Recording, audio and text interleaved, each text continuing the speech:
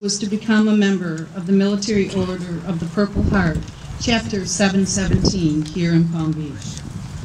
I could see Jonas probably every day of the week helping our veterans. Some of you have met Jonas for the work that he helped you to work on your benefits.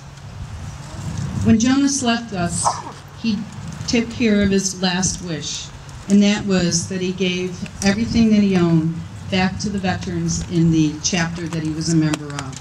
That's quite a tribute. He gave his in Korea, and then he came when he returned. Another Korean War veteran. We know him as Pat Primarino. Pat, a Korean War veteran, was a very private person, but he came every day upon his retirement to serve with Chaplain Beasley with me today for many of our Catholic veterans that were in the hospital.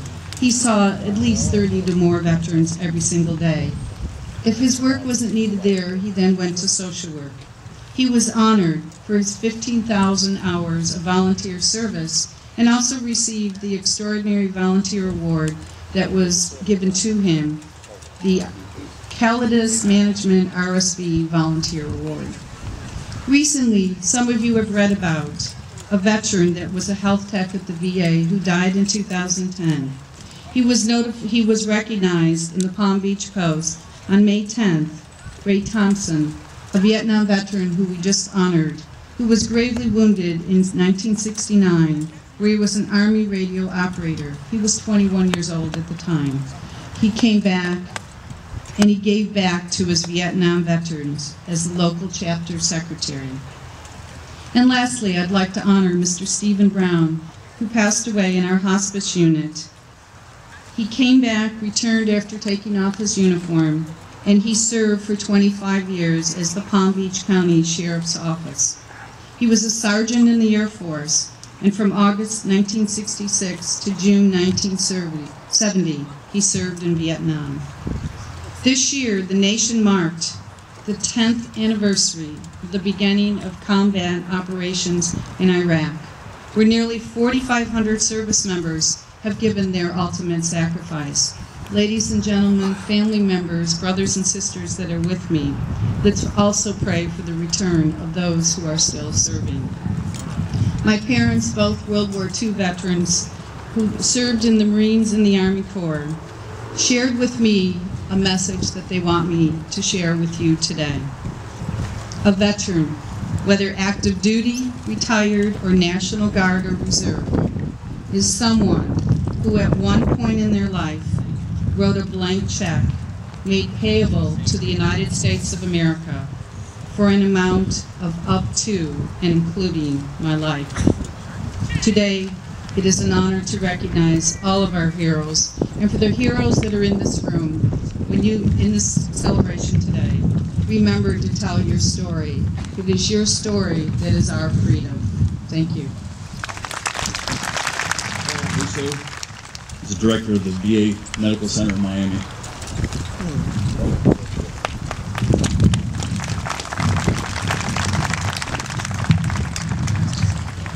Good morning, ladies and gentlemen and honored guests.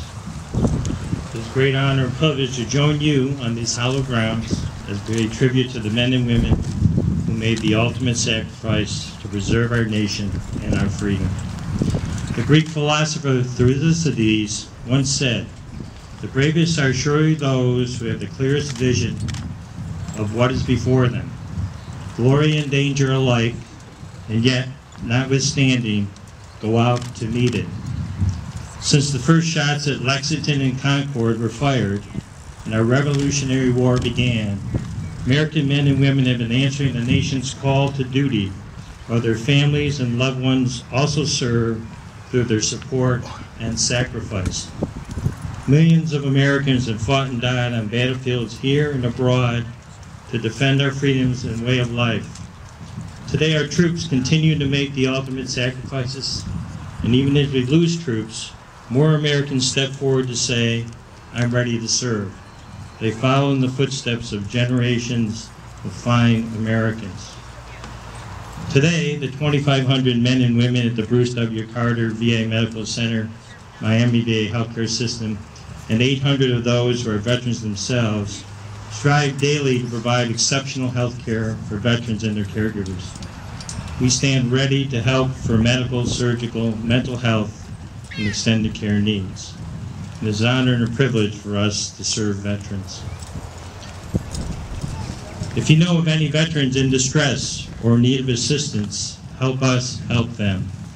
Please get them to a VA facility, West Palm Beach or Miami, or many of our clinics, or a vet center, or even a community hospital. Help us help them.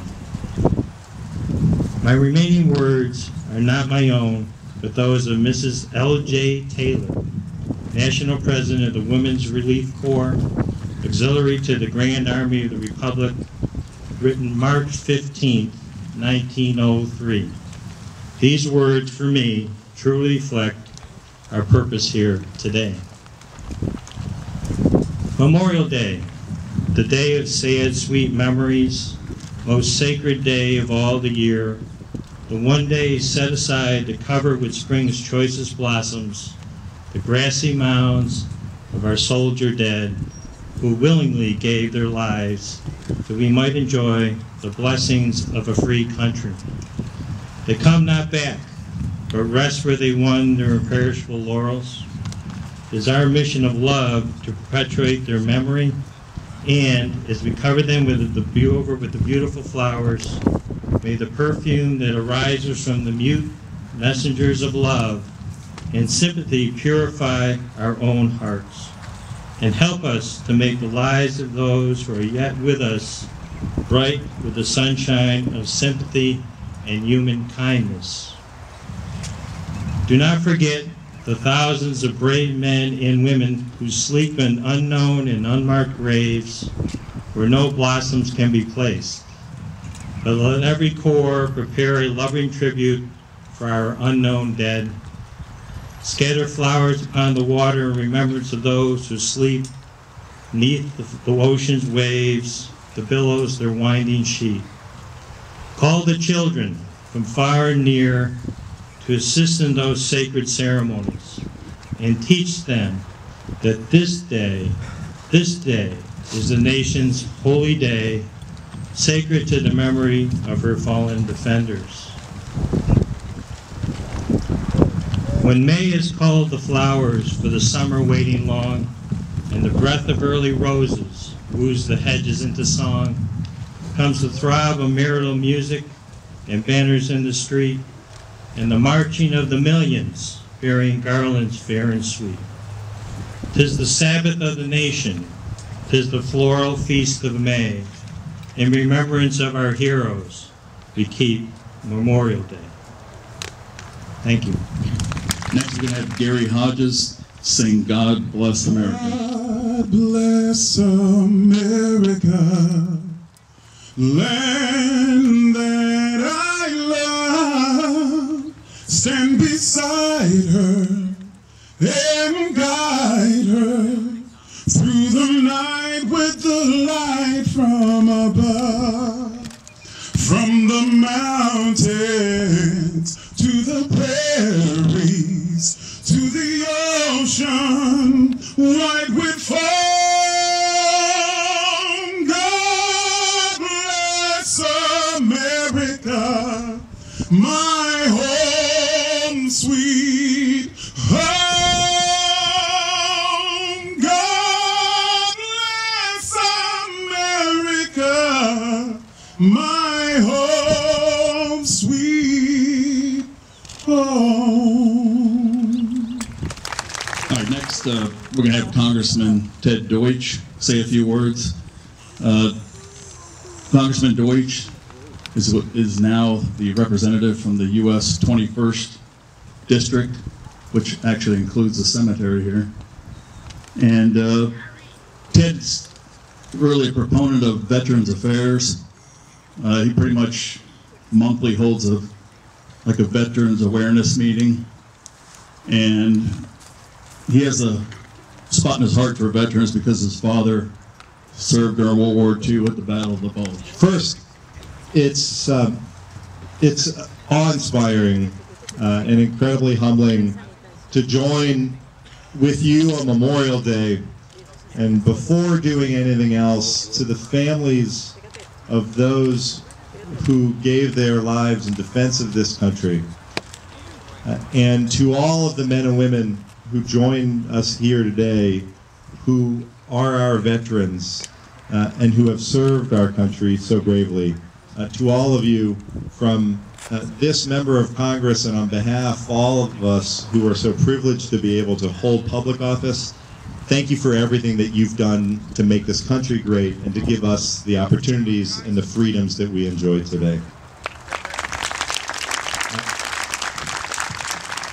It is always an honor to be here on Memorial Day and to join with you in remembrance of the men and women who gave their lives in service and in defense of our nation and our values. Like so many communities across America, in every corner of America today, there are parades, there are ceremonies, there are tributes, events all across the country to pay tribute to the extraordinary individuals throughout our history whose sacrifices made possible these freedoms we enjoy. From the fight to deliver our nation's independence, to the soldiers who dismantled Al-Qaeda's network of terror, the contributions of America's servicemen and women are present in every part of the history of this great country. On Memorial Day, we always remember those who lost their lives on battlefields long ago and those who have perished only recently. Since January of 2012, we have lost 468 soldiers serving in Afghanistan. And as we honor their sacrifice, and the sacrifice made by those serving in Iraq, and the sacrifices of all who have served our country, let's remember who they were to the families who loved them.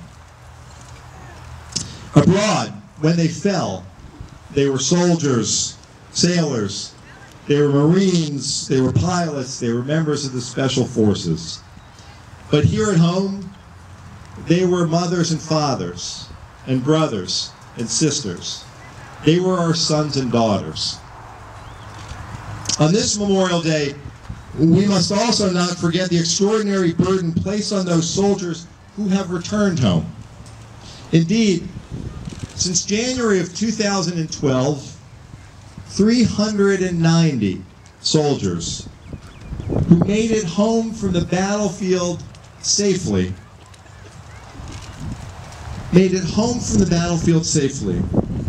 have taken their own lives. On this Memorial Day, those we have lost to suicide need to be in our prayers as well. That suicide has claimed almost as many soldiers as those who died in battle over the past year is a heartbreaking national tragedy. It's estimated that every 18 hours we lose another service member this way. We must do what it takes to ensure that those struggling from post-traumatic stress disorder, from depression, from traumatic brain injury, get the care that they need before it's too late. Delivering that care and giving our veterans the opportunities they deserve to succeed in civilian life is our way as citizens to help them shoulder the burdens that they bring home with them. With the war in Iraq over, and with the war in Afghanistan winding down, it is our solemn obligation to ensure that our veterans have the resources and the services that they need to be able to thrive here at home. Paying tribute to those brave Americans lost means building a nation that they